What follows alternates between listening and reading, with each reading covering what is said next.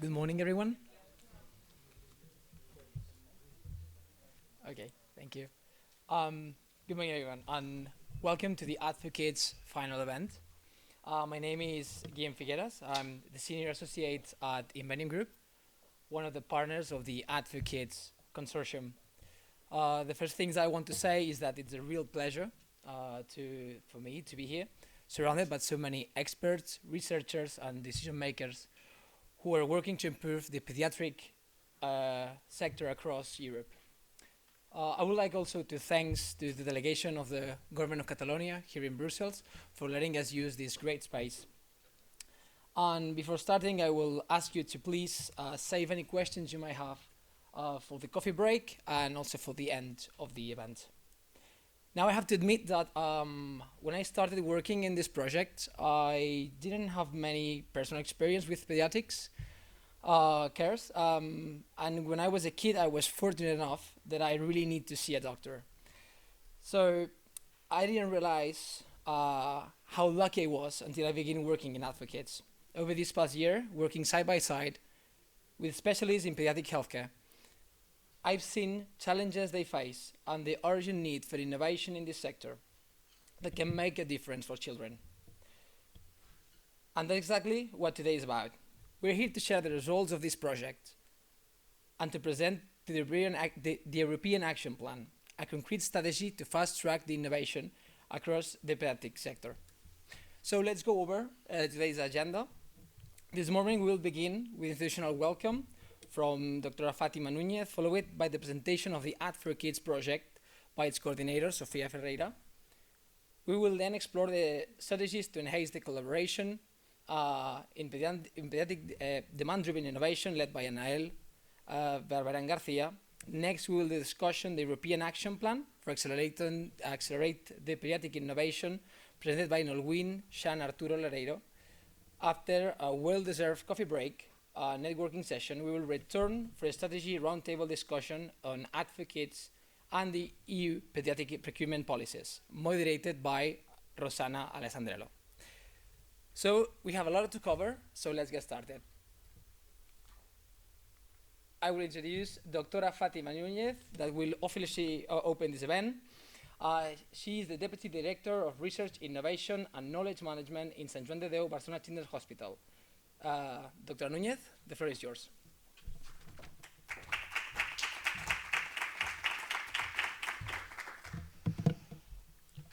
So, thank you, Guillem, for such a kind introduction. And morning, everybody. So it's a great honor to welcome you all today in Brussels. And before I start, I have to say that you'll know this is the most boring part of it all, and the important things come afterwards. But I think it's nice to be thankful for what we have today, and also to maybe set the frame in which this event is going to happen. So I'll try and do that briefly and not take much time off you. So first, I would like to extend my sincere gratitude to the delegation of the Government of Catalonia to the European Union for hosting us today in this space, to the Brussels City Council, which is here today with us, to all members of the ADD4KIDS consortium for their dedication and tireless work, and a special thank you to our esteemed speakers who have accepted our invitation, and of course to all of you who are here in person and to all of you who are seeing us online. So your presence today, I think, reflects the urgency and importance of our shared mission, which is advancing pediatric innovation to improve children's health across Europe. I know I'm preaching to the choir here, but I'll just make a brief thing out of it. So this mission that I've just said is at the heart of the hospital I represent, Hospital Sant Joan de Déu, Barcelona. It's a children's hospital, and with over 150 years of history, so I've been there around for a while. And we we would say we are a hospital specialized in pediatric and maternal care, research and innovation, and it is one of the biggest pediatric hospitals in Europe. Strategically, we are interested these days in rare diseases and also complex chronic pediatric diseases. And in order to do that, we have a lot of work done trying to belong to the Spanish accredited units in rare diseases. We belong to over 30 of those, and also the European reference networks. We belong to about 21 out of 24. So beyond this, I think what I'm very proud to say is that the hospital believes in a human-centered approach to care and to cure, ensuring, and this is very important for what we are doing here, that cutting-edge medicine is also compassionate and accessible. So I think Brussels is the right place for this conversation we're having today. It's at the heart of the European decision-making. It is where we must act to drive systemic change in pediatric healthcare. Today's event is not just about discussing a plan, which is very nice to do. It's about taking action and taking decisive steps to ensure that medical innovation reaches the children who need it the most.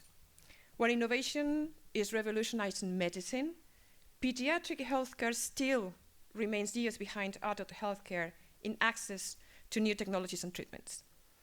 Just to give you some numbers, a recent survey revealed that only 22% of healthcare professionals across Europe have access to the latest pediatric medical devices. Even more alarmingly, just 20% of these devices approved by the FDA and the EMA are ultimately adopted in pediatric hospitals. Those numbers highlight a critical gap, one that is not just about research, but also about adoption. And this is a word that you don't usually hear in gatherings when people that do research and innovation meet together, adoption. So the reality is that developing innovation is not enough. We must ensure that these breakthroughs reach hospitals, healthcare professionals, paying systems, and ultimately, children. Many promising solutions never go beyond the pilot phase due to the high costs, complex regulations, and fragmented procurement processes. We do have tools, right? We have public procurement of innovation and demand-driven funding tools, such as pre-commercial procurement and value-based procurement. But these solutions are critically underutilized. The only way forward is through collaboration. That's why we're here. Governments, industry leaders, investors, healthcare providers, and most importantly, patients and families must work together to ensure that innovation is accessible, scalable, and impactful. Europe has the expertise, we have the technology, and the commitment to lead this change. But we need to act now. This is why ADD4KIDS exists. Our project is designed to accelerate the adoption of pediatric innovations by advocating for demand-driven funding, aligning cross-border priorities, and tackling systemic barriers. Today, we do take another step forward. The work we present here is not just the result of analysis and cooperation, which it is. It is a call to action for more effective policies, stronger financial mechanisms, and a shared commitment to closing the innovation gap in pediatric healthcare. So thanks for being here, and let's work together to turn the groundbreaking ideas into real-life solutions for children across Europe. Thank you so much, and have a great day.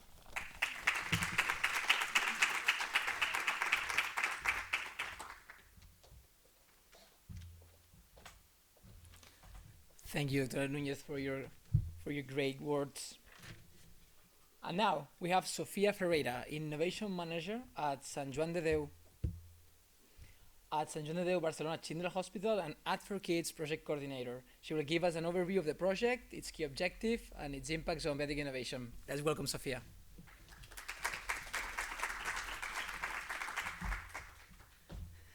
Thank you, Guillem. Thank you, everyone, for being here today. It's such a pleasure for us.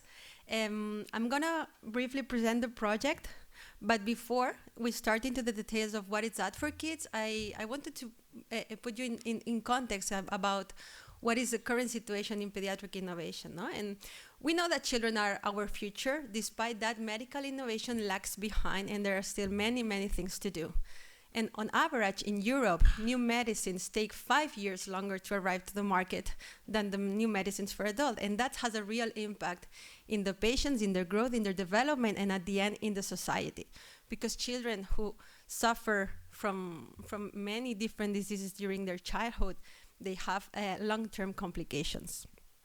Thus, we need that there is a real need in pediatrics, that there's a real also opportunity in pediatric innovation. And this is why we are here today and why we have been working to promote pediatric innovation for the last years. We have seen some projects, successful projects in pediatric innovation with some lessons that we can adopt from their success case. And we also have opportunities in Europe with some of the instruments, some of the demand-driven instruments that are focused on the real needs of the patients that can really have an impact in patients. And we believe that there are still many things that can be done. To understand why we are here today with the ADD4KIDS project, I want to go back a few years ago in 2021 when we created the ADD4KIDS, which is a pediatric innovation hub that was born regionally in Catalonia and coordinated by our hospital, Sant Joan, with the main objective of supporting all the projects, all the research, and all the companies that were doing projects for innovation from fetal, pediatric, and also adolescents. In the ADD4KIDS, we have been working in many different ways to support those projects, like providing regulatory guidance, technology guidance, clinical experts supporting the projects. And that's why in 2022, we extended our activity towards Europe with ADD4KIDS Europe. That is a project that just finished officially in December of the year, but the ADD4KIDS Europe continues working over the next year. And the main objective of ADD4KIDS Europe was to promote pediatric innovation around Europe, and especially boosting innovation in those countries which had a lower level of innovation. And in 2024, we launched 2 projects, ADD4KIDS for Rare. It's a pediatric acceleration program dedicated to rare diseases in pediatrics, and what we are doing is to demonstrate the potential of innovation in 3 specific use cases. One is congenital heart disease in children, another one is spinal muscle atrophy, and the third one is neuroepilepsy. And the last one, and the one that brings us here today, it's ADD4KIDS, which is a project that was born with the main objective of not just supporting the development of the innovation, but also supporting the adoption. If there is no final adoption of the solutions, then patients won't have an impact on all the funds and all the energy dedicated on the previous years. So ADD4KIDS, ADD4KIDS stands for Accelerating Demand-Driven Tools for Pediatric Innovation Adoption, and its main objective was to develop a European action plan, a sustainable European action plan that includes all the pertinent stakeholders from the different regions to successfully support the development and implementation of demand-driven financial instruments in pediatrics, with the final objective of promoting the adoption of new technologies. And we have been working towards this objective with 4 main secondary objectives. The first one, we did a hard work identifying all the demand-driven financing tools available in Europe. And that was a very interesting effort that we did, because it was not just about desk research. We interviewed a lot of stakeholders, different stakeholders, trying to understand which were the main challenges that they faced when they were trying to use some of those instruments. Then we did a hard work analyzing all those needs and challenges to be able to define achievable strategies. And that's why it led to the creation of the European Action Plan. And finally, to communicate and disseminate all the activities that we have been doing throughout the project, and this is why we are here today, to be able to present our work and to be able to start activating some of the actions. I also wanted to briefly introduce the consortium of the project that we have represented here today as well. We have AQUAS, which is the public agency under the Catalan Ministry of Health. We have ECHO, which is the European Children's Hospitals Organizations from Europe. We also have EIT Health, which is a network of health innovators that fosters collaboration among different stakeholders. We also have the Children's Memorial Health Institute from Warsaw, which is the Poland's largest pediatric hospital. We have Inveniam, which is a consultancy firm specializing on financial advisory, strategic consulting, and public funding access to services. We have Cienciano, that for sure you probably know from here, which is the National Public Health Institute. And last, we have Sant Joan de Déu in representation with the hospital and Fundació, no? Because I'm representing as well here. And it's a leading pediatric and maternity hospital from Barcelona, but having an impact across Europe. And also we have Fundació, which supports the research and innovation in maternal and child and mental health. So why demand-driven financing instruments? No, we believe that there is a real opportunity with these tools because, first of all, children require specialized care, which means specialized equipment, medicine, and experts that need to be tailored and focus on the demand. Also because pediatric care is centered on both child and their family, ensuring that needs, values, and circumstances are prioritized. Also because addressing health issues prevents long-term consequences and promotes a healthy development. Also ensuring equitable access to quality care, especially for disadvantaged and marginalized communities. And last, because investing in pediatric innovation leads to better health outcomes, improved quality of life, and lower healthcare costs. So when we started the project, we analyzed which were the main demand instruments, and some of you probably know these three that I'm presenting now, which are the most well-known. It's the pre-commercial procurement, which is a procurement for R&D services, where the public purchasers share the risks and benefits with the companies, and when solutions go beyond what is available on the market, and there is still a large stage of development for the solutions. We also have the public procurement of innovation, where novel goods and services that are being introduced in the market for the first time, and it involves the procurement by public authorities. And last, we have social impact bonds, which is a different instrument. We have only seen experience in the UK and also in Finland. And it's a very interesting instrument, in fact, no? Because it's designed to fund projects through private investment who shares the risks and benefits with the public system. And if the projects meet the predefined outcomes, the government repays the investment to the investors. Then when we were doing this analysis, we identified that in the hospital where we work, we also do have our own strategies to promote and to ensure that we were doing projects that were covering the needs from the professionals and from the patients. And for example, in Sant Joan de Déu, we ran some specific programs to identify needs and challenges from the professionals and from the families, and we connect with the industry that might have potential solutions that can fit for those problems. We also have venture philanthropy, which follows the principles of venture capital with philanthropic goals to achieve social impact. Then we already talked about value-based procurement. We have these innovative payment models that are aligning financial incentives with the quality and the outcomes of the care.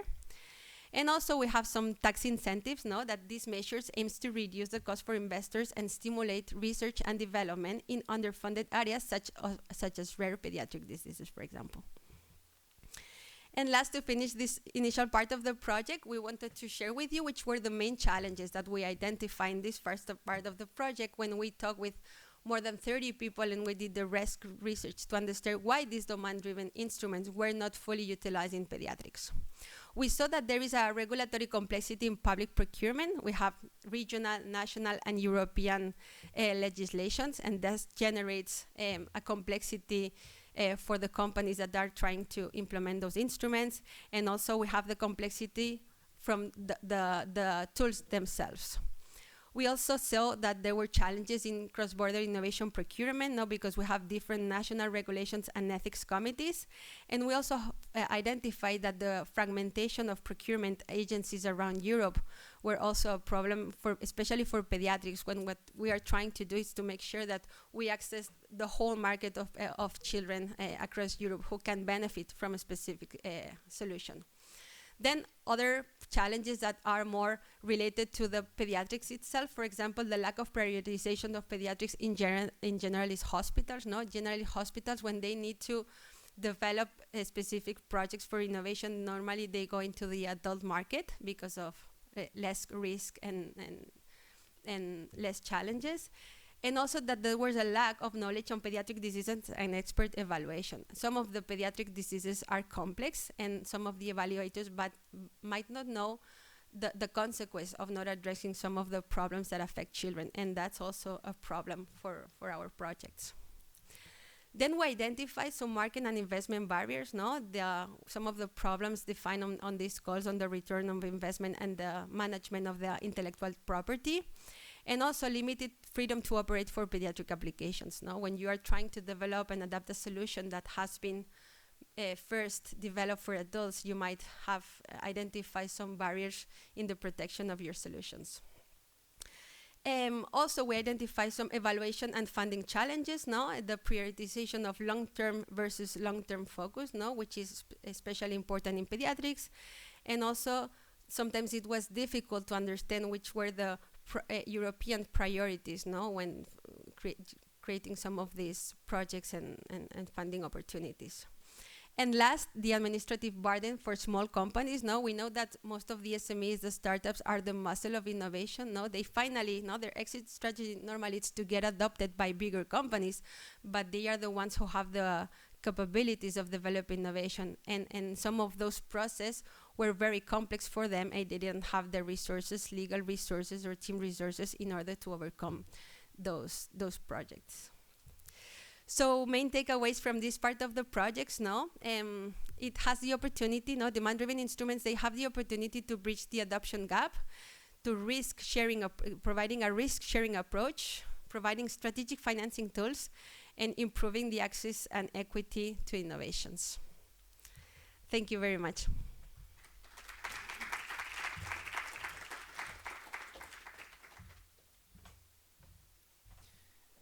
Thank you, Sofía, for giving us the context on how AD4KIDS has been created and what we want to achieve. Now welcome Anael Barberán Garcia, Healthcare Innovation Manager at Aquas, who will share insights and strategies from the AD4KIDS working group. His presentation will highlight the key lessons and strategies to improve the collaboration in pediatric innovation.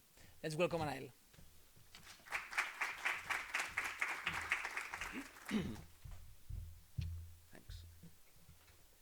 So good morning, everyone. It has been a pleasure to be here and to represent Aquas and to join this marvelous consortium, which has been a really special experience. So first of all, I would like to contextualize this presentation.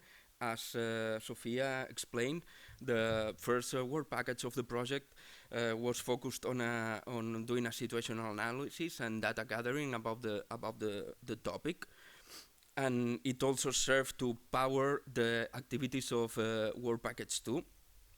Work package 2 focused on two main activities. First, to define a solution framework to enhance demand-driven innovation in pediatrics, and secondly, to further explore these challenges and these adoption, let's say, gaps that has been evidenced in pediatrics.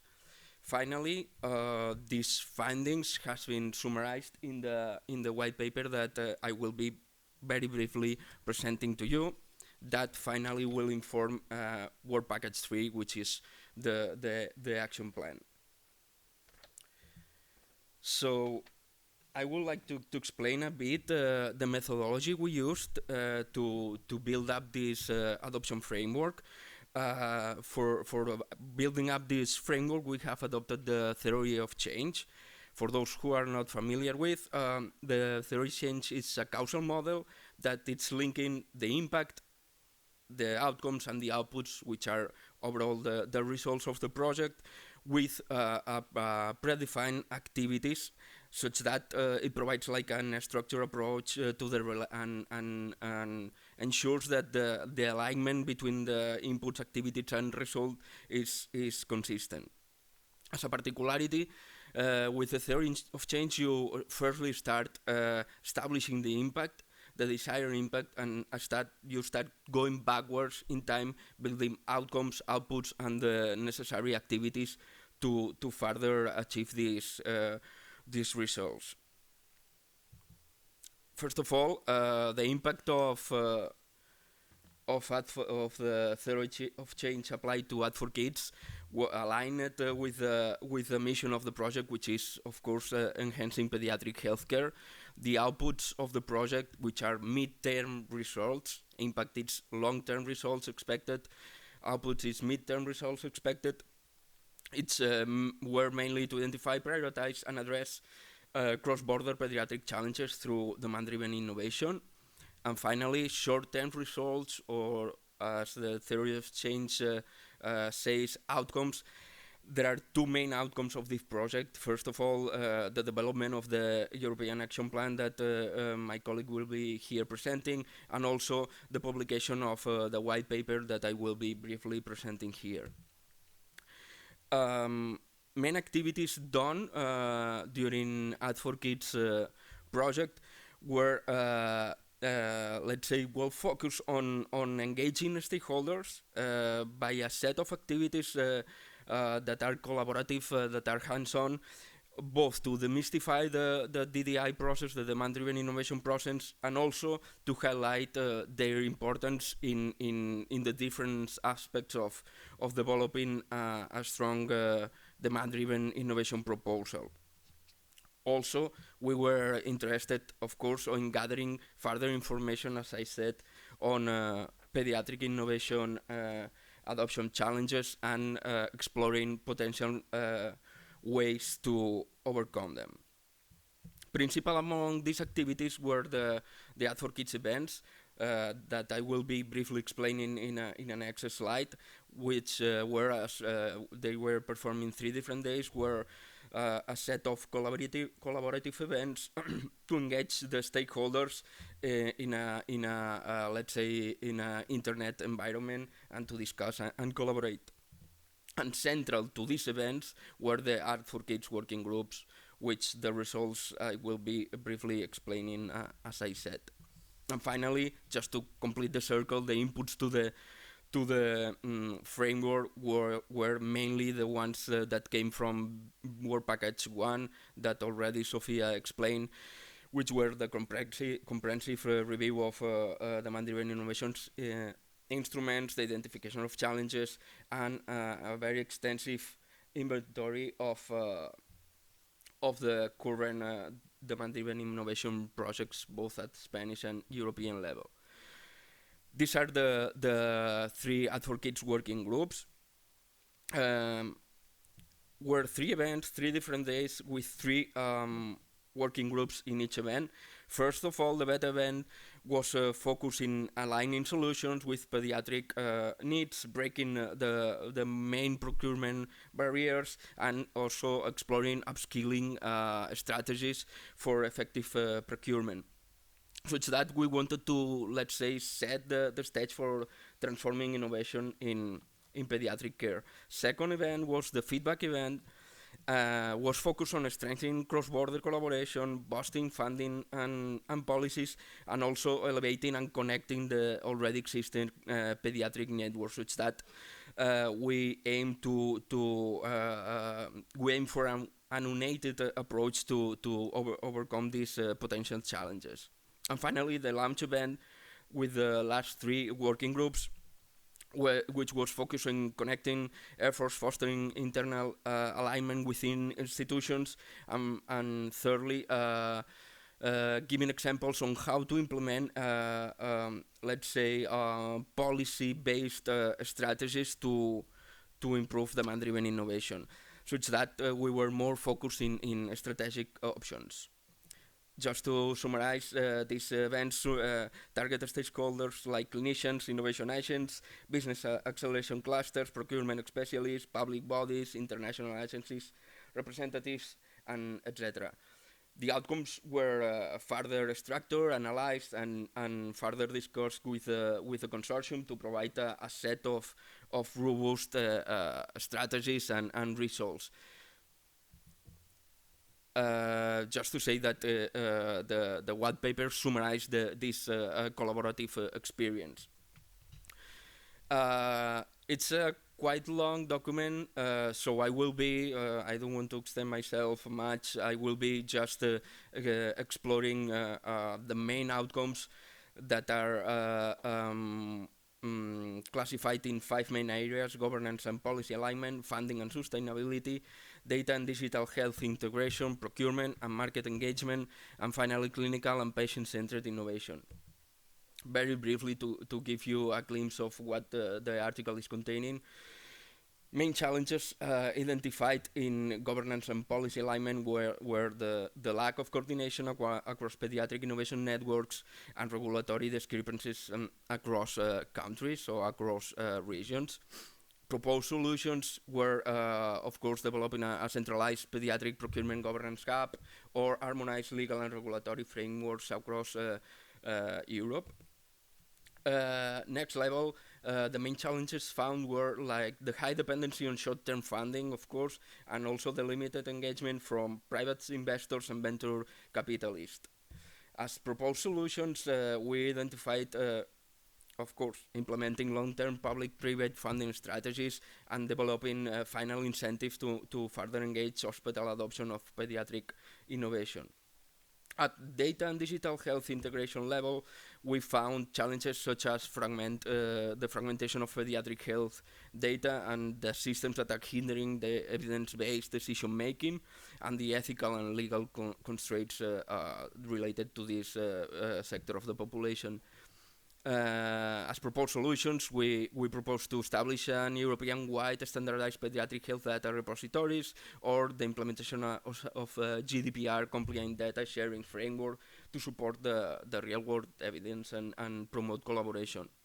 At procurement and market engagement level, we found that, of course, as Sofía said, the small pediatric market, it's all discouraging industry investment, and that the difficulty of the procurement processes is leading also to an inefficient innovation adoption, such that we proposed to develop joint procurement alliances across multiple European regions and also to simplify as much as adequate the procurement processes with standardized and pre-negotiated contracts.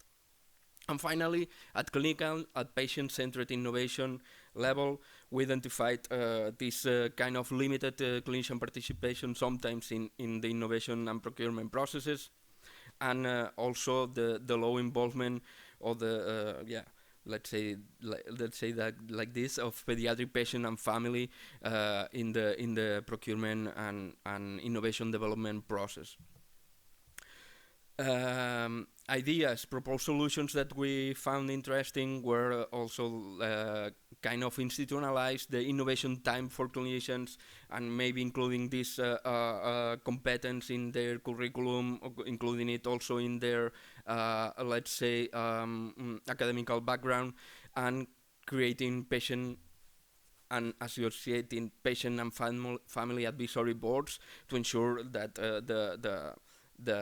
the innovation is, of course, demand-driven, as the word itself says.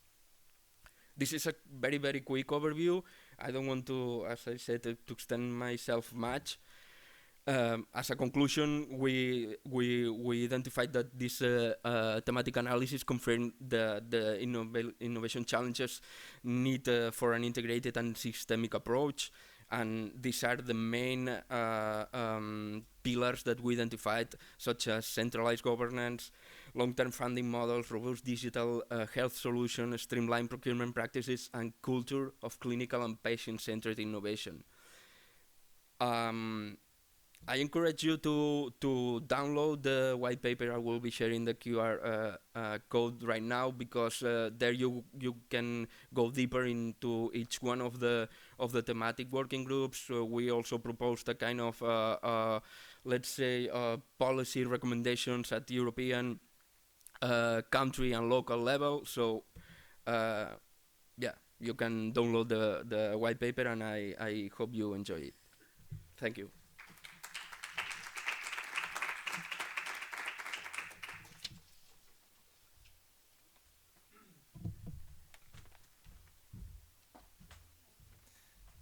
Thank you, Anel. I hope that every one of you had the chance to scan the QR, and if not, then Anel in the coffee break will for sure share it with you. Up next, one of the key presentations of the day. How can we fast track the adoption of innovation in pediatrics across Europe. To answer this question, we will discuss the European Action Plan to accelerate the pediatric innovation, a key outcome of the AD4KIDS project.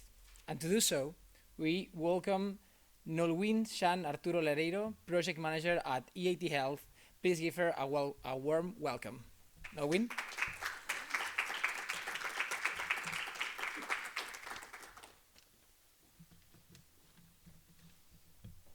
You're taking the long road. You're welcome.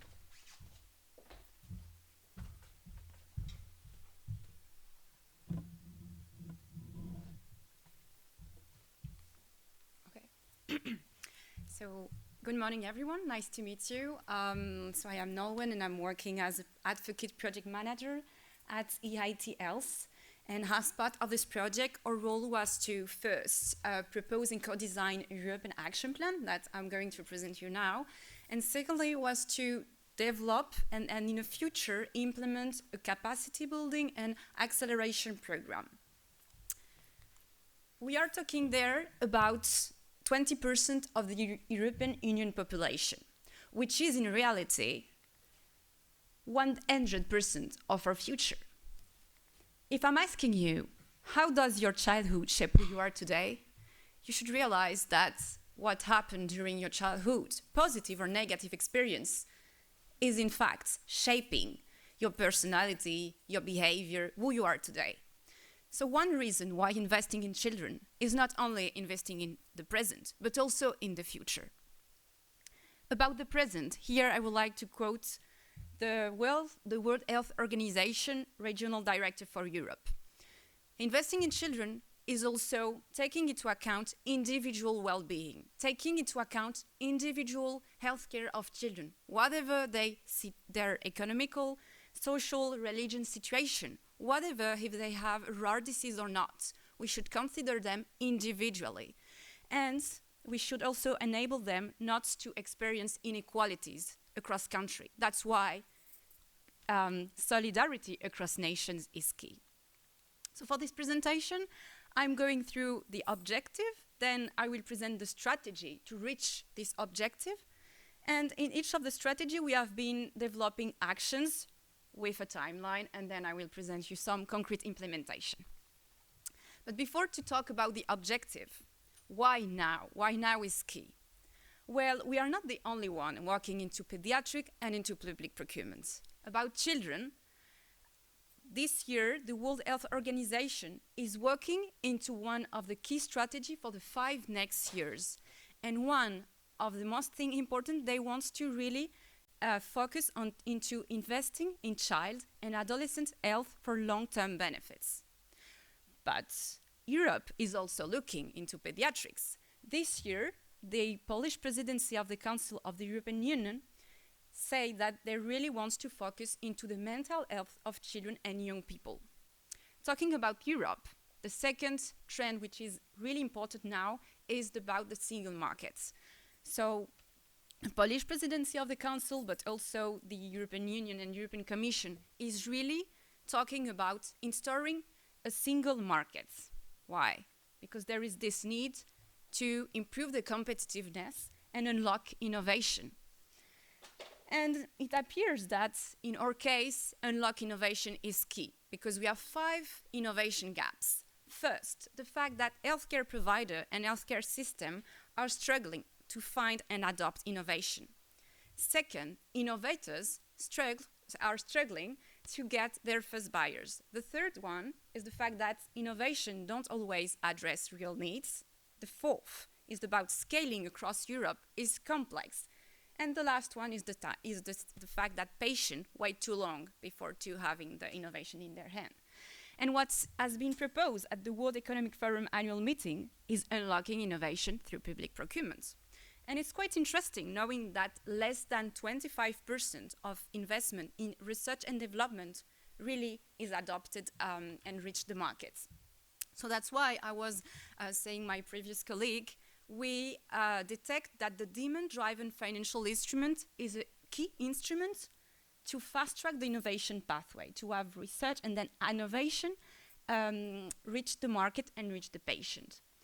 So we are talking about more specifically 3 instruments: commercial procurement, public procurement of innovation, and social impact bonds.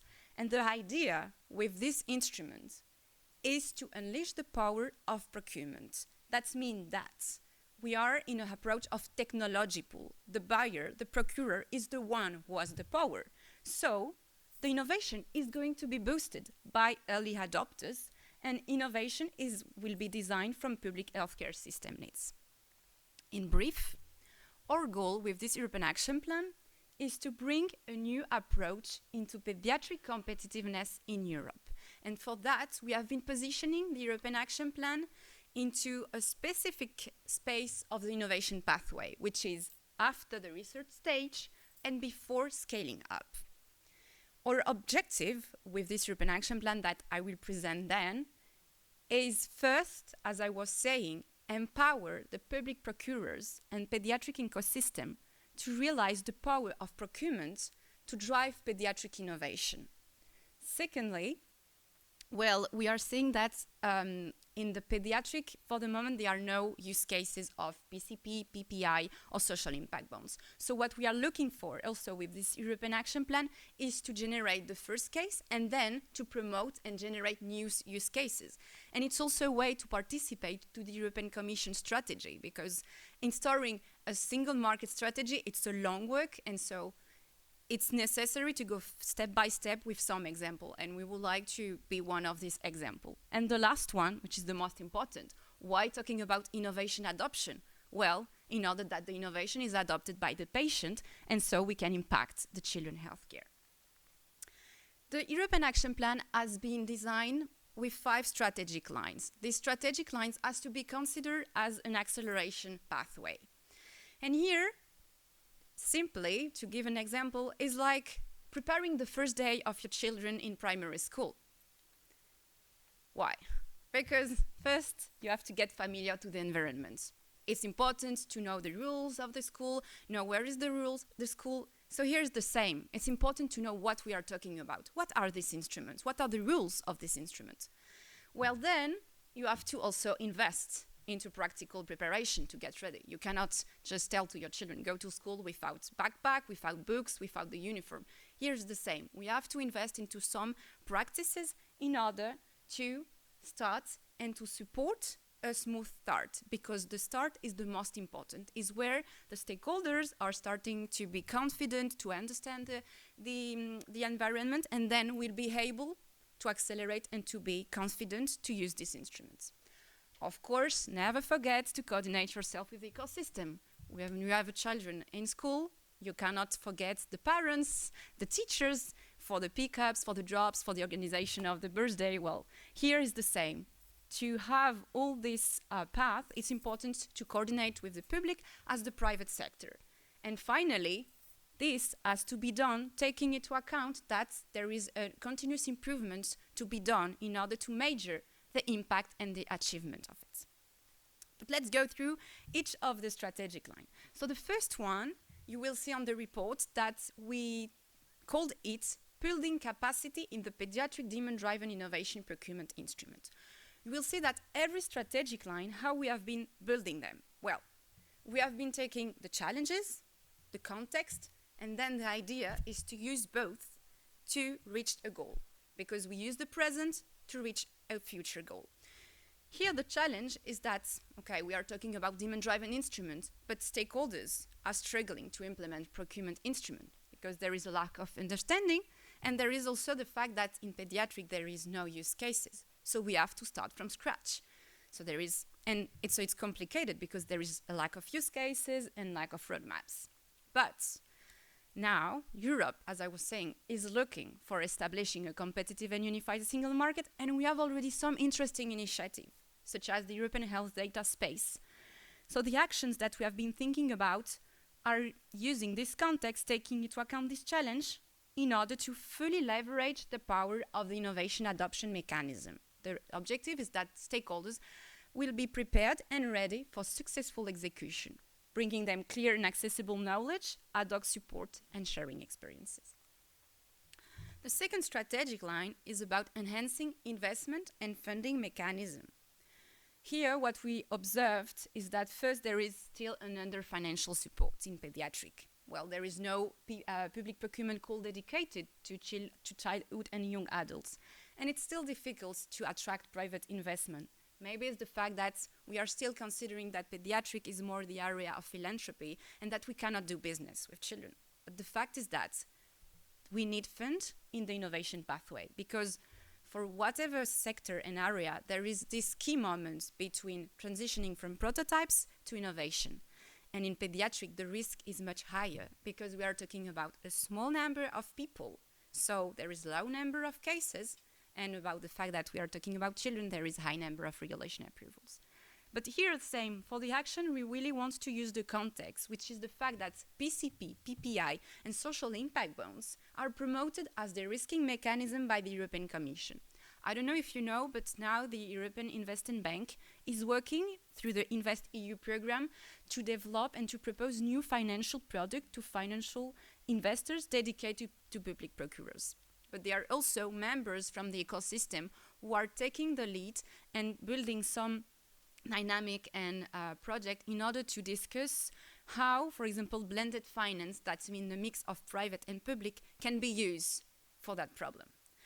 The objective with this strategic line is to activate and incentivize financial entities for pediatric innovation adoption. So what we want is to look to different type of fundings, attract private investment, but also think about new impact investment models such as outcome-based funding, innovative payments models, reimbursement models, etc., etc. The third, well, we need also funding to accelerate and grow the adoption and procurement of pediatric innovation. And here, what we are talking about exactly? Well, it's the fact that, for the moment, there are a lot of innovation that are adapted from adults. But the thing is that it's not covering really the patient needs, because adults and children are quite different. And so there are potential successful innovation unexplored. But same, there are a lot of initiative interesting that we would like to use for implement the action and reach the goal, is for the fact that there is pediatric innovation community. So the pediatric ecosystem is trying to work together in order to accelerate innovation. And here I'm thinking, for example, about Hi4Kids Europe, ECHO, Connect for Children, and others. Secondly, Europe, for improve its competitiveness, is looking also to attract other countries beyond Europe to participate into European projects. And here I'm thinking, for example, of Canada, which is a strong innovator, but also South Korea or Japan, who has good experience into social impact bonds. Third, this year, and here it's a good example, the fact that there is also initiative to incentivize innovation public procurement at member state level. And here I'm thinking about Poland, because this year Poland received 130 million euro to implement innovation public procurement. And lastly, in the actions we are going to propose, we really want to connect them with already PCP, PPI, and social impact bonds existing. So the goal here is going to increase targeted projects and initiatives that drive innovation tailored to pediatric specific needs. And for doing so, we really want to diversify and continue to diversify the range of stakeholders, attracting, for example, investors, philanthropic organizations, but also working with other countries such as Canada, South Korea, Japan, design solution covering specifically children needs. And this strategic line is related to this one, because in reality, to accelerate, to collaborate. And the collaboration which is key there is public-private. What we have been observing, and I was talking about it before, it's about the innovation gap, where it shows that there is a duplication of efforts, because from one side we have innovators who are struggling to find their first buyer, and the other side we have healthcare providers who are also struggling to find innovation. So here the idea is to make them to work together in order to mutualize the effort. And secondly, as we are talking about across Europe,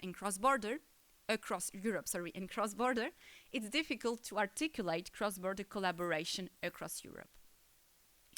What we really want to use there in the initiative is, again, the fact that there are initiatives in the pediatric innovation community to create this ecosystem between public and private. And for example, I'm thinking about the Paediatric Innovation Day, where each year they propose challenges for startups. Secondly, the fact that there is also Health Open Innovation Challenge, where we invite healthcare providers to propose challenges and needs and then connect them with some innovators.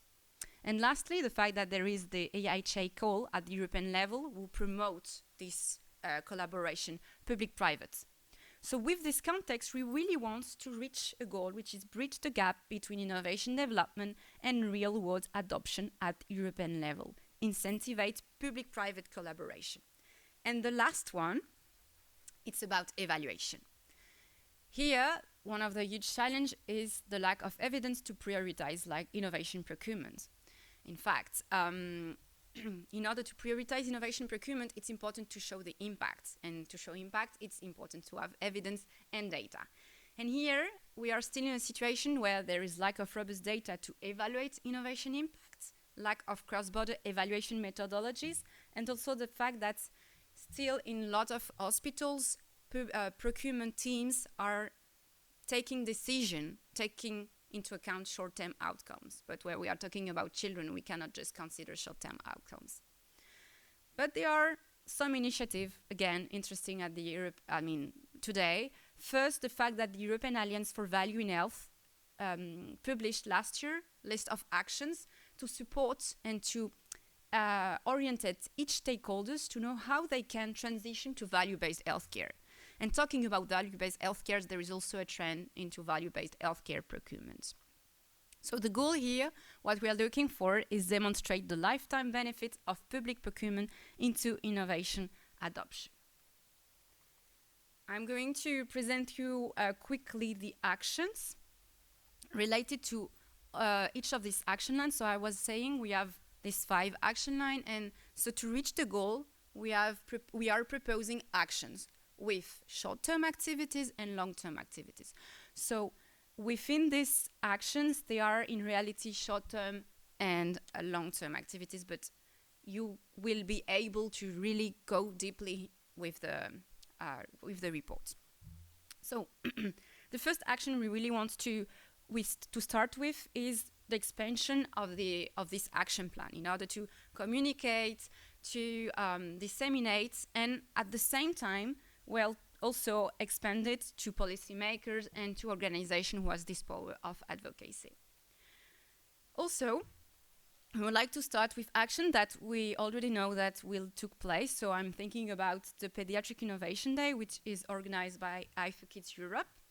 And we think that it's a good opportunity, this event, to try to attract new type of stakeholders. So for example, investors, and also use this event to try already to disseminate what we have been talking about and the power of public procurement. So sharing concrete use cases, but also, as I was saying, attracting new people. So trying to attract the people who are also working into the educational and upscaling professional programs. Then, so these were actions that are that we can do now using some elements that we have, but we really want also to initiate and start new actions.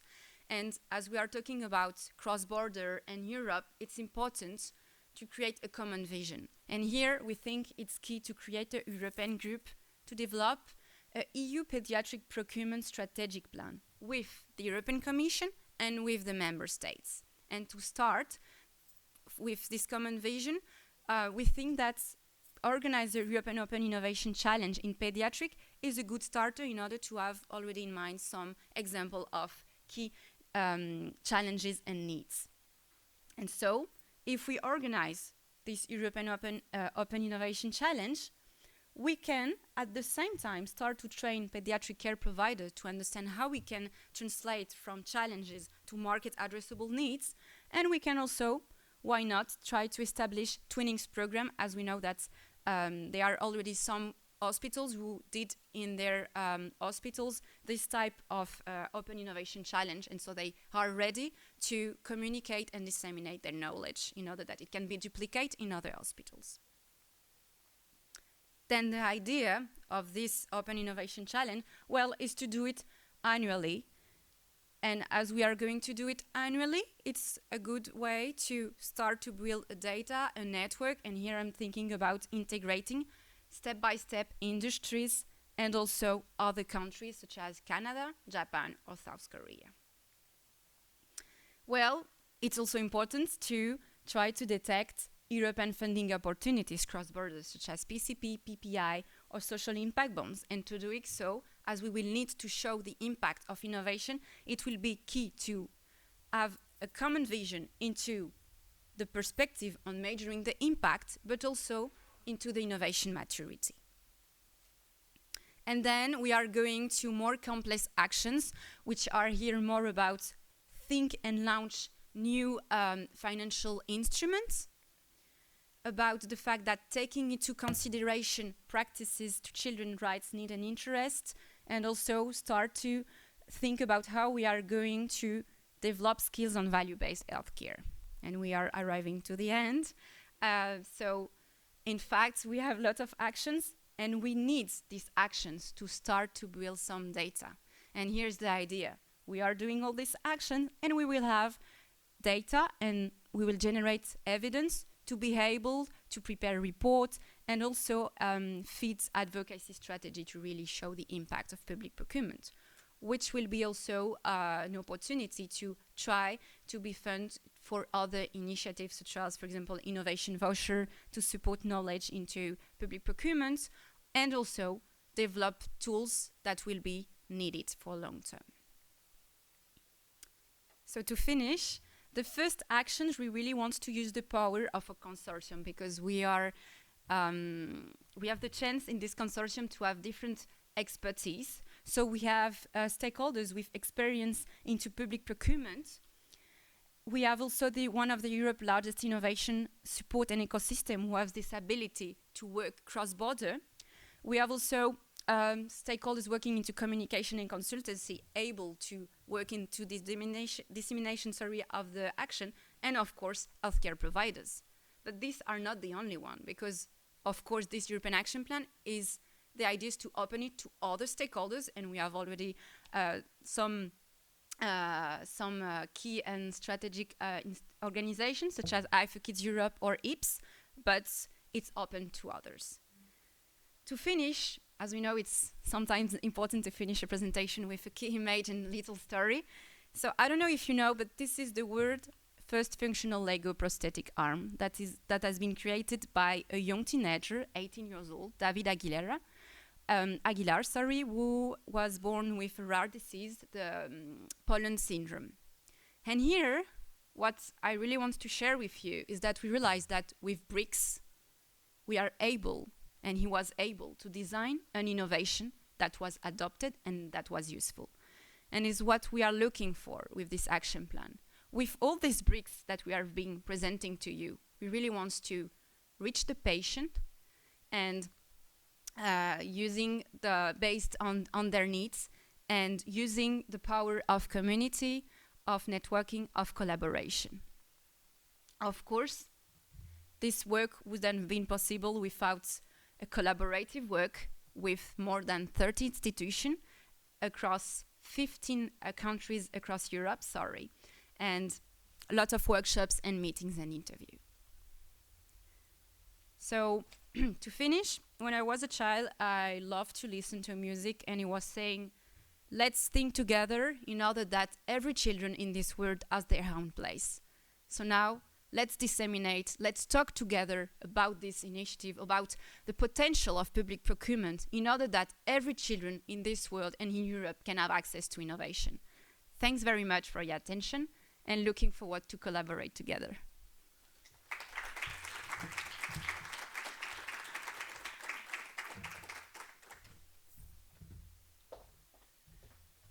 Thank you very much, Norwin, for your great presentation and beautiful slides. So now it's time for a coffee break. So let's grab a coffee, chat with your colleagues, and we see each other in 30 minutes. Okay, I'm gonna let the QR of the white paper for the ones that you didn't have the chance to scan it. Thank you very much.